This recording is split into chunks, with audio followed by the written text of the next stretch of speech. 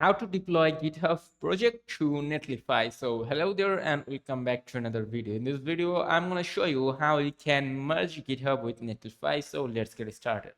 First of all, you have to open up a GitHub account, and after opening up a GitHub account, here you can see this option netlify.com.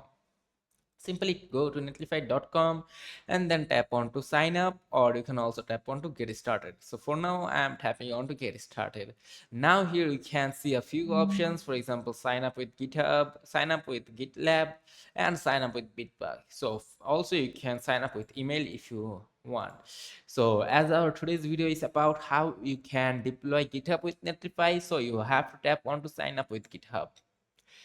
To now make sure that you have to use the same email address or username that you were using for GitHub. Like enter the same email or username and password, then you have to tap on to sign in. So for example, I'm gonna go with, so let me first of all sign up to my email address, for example this one, and then you have to enter the password, username, your country of residence, and then continue. Then you have to do the same, you have to enter the same email address and password to it and then sign in.